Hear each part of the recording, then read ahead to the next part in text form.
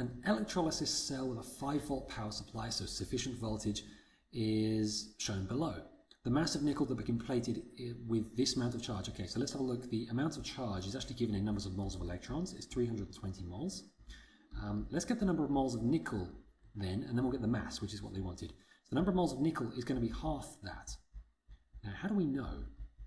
Well, we can do it two ways. We can think about the fact that nickel has a 2+ charge, and we know that from the electrochemical series.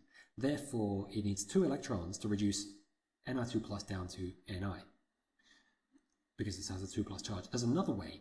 We can check the electrochemical series. It actually says Ni2+ plus 2 electrons, double arrow, makes Ni.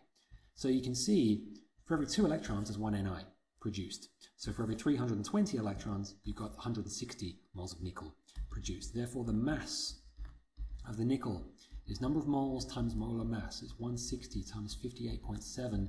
I get 9392 grams. That's C. Now for question 21, we need to implement each of these changes. I recommend actually drawing on the diagram to change these things. Which of the following changes would reduce the amount of Ni plated onto the platinum electrode? Okay, well let's look at change number 1. Replacing the nickel electrode with copper.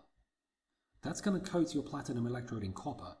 I mean, eventually you're going to deplete some of this nickel in solution, but very quickly the copper is going to be oxidized from here instead of nickel, replenishing the Ni2+ in the solution. It will then migrate over to this cathode and become plated onto your electrode. So, and this will happen very quickly, actually. You'll end up with less nickel and more copper. So A looks like a very good answer.